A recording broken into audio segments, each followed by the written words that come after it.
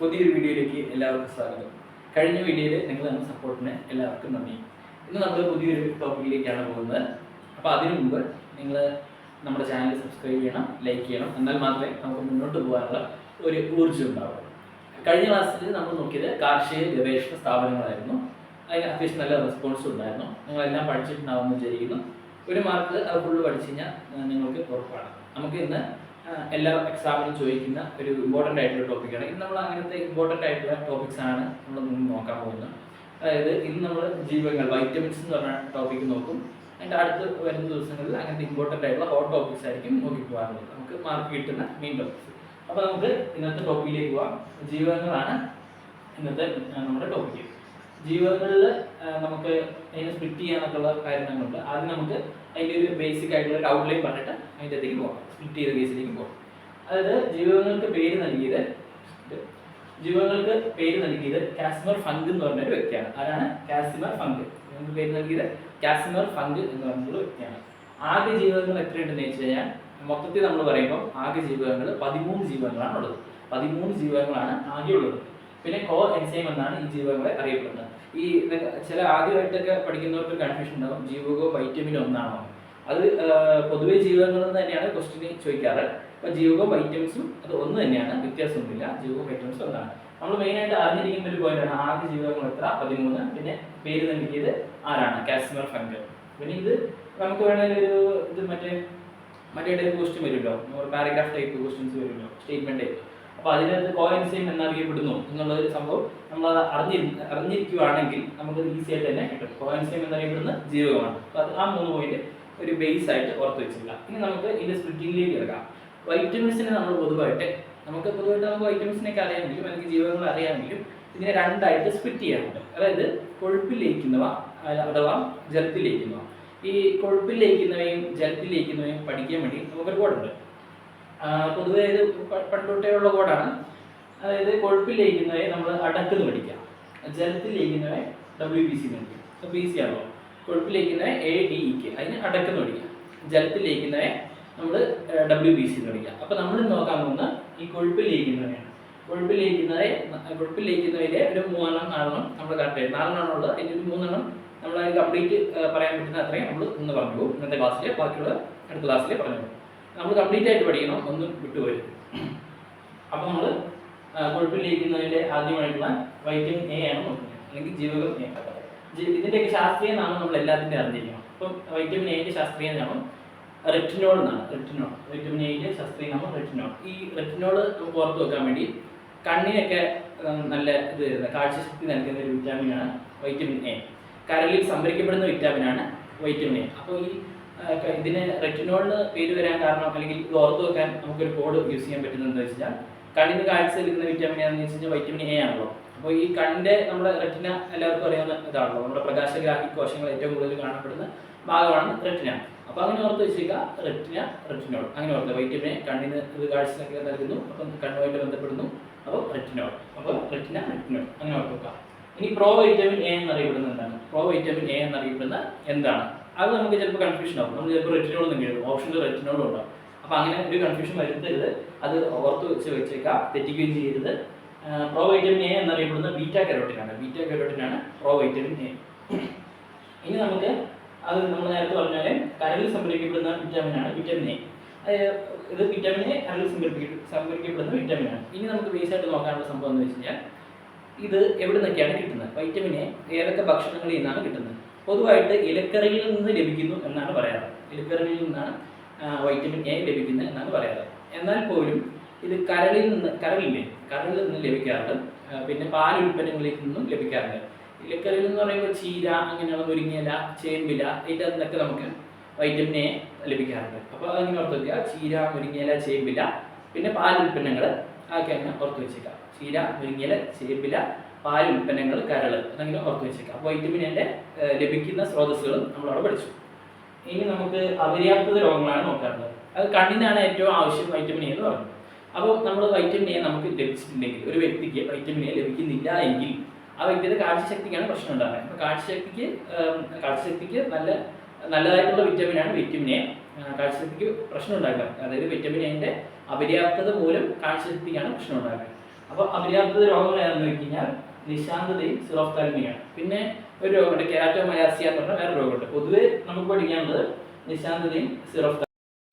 അടുത്തതായി നമുക്ക് ഇനി വിറ്റാമിൻ എ ഡി കെ എന്ന ഓർഡറിലാണല്ലോ നമ്മൾ പോകുന്നത്.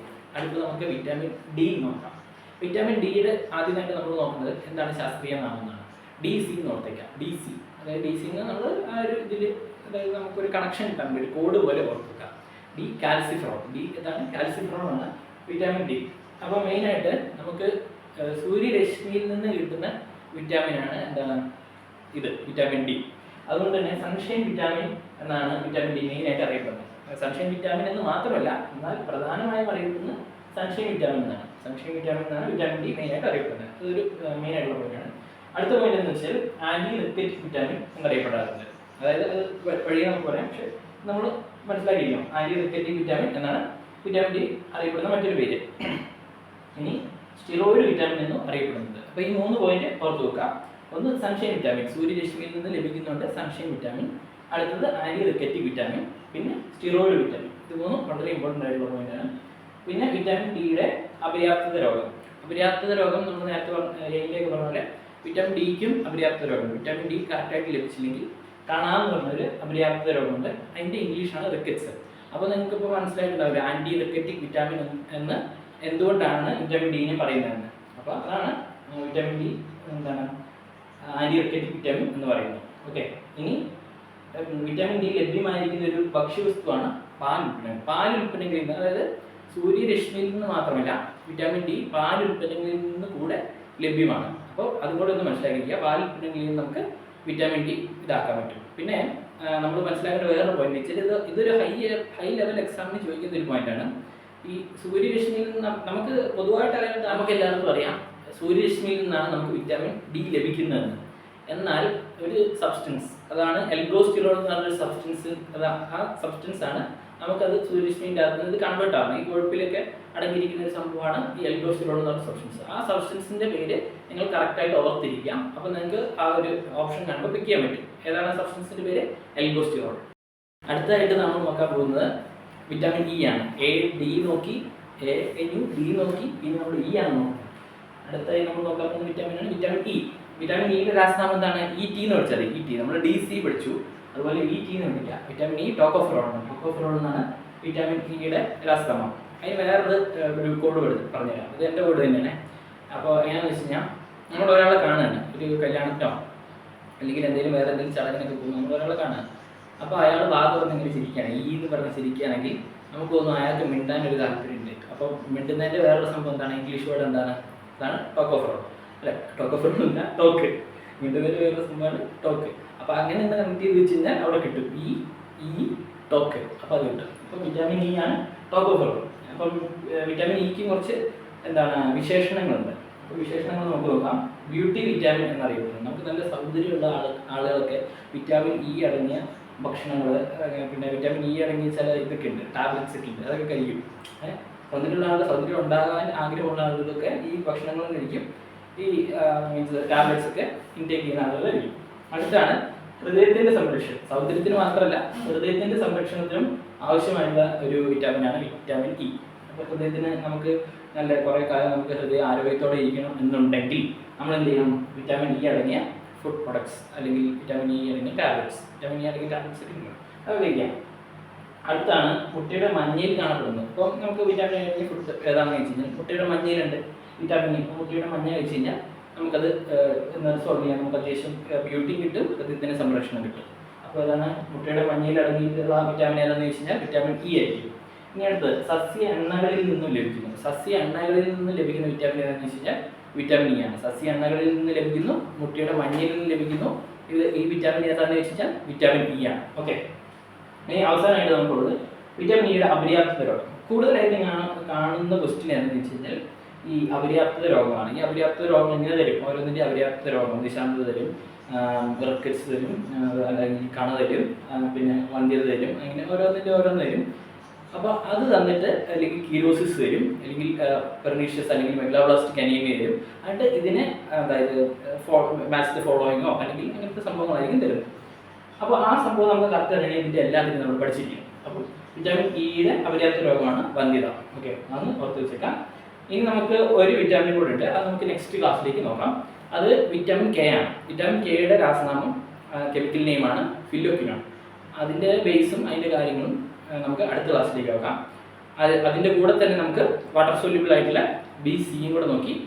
ബീൻ്റെ കുറച്ച് ഇതുണ്ടല്ലോ, ബീൻ്റെ അതായത് ബീൻ്റെ അടിയിൽ വരുന്ന B1 B2 അങ്ങനെ B5 അങ്ങനത്തെ കുറേ സംഭവങ്ങളുണ്ടല്ലോ, അത് ഫുള്ള് നമുക്ക് B9 B12 ഒക്കെ അടുത്ത ക്ലാസ്സിലേക്ക് നോക്കാം.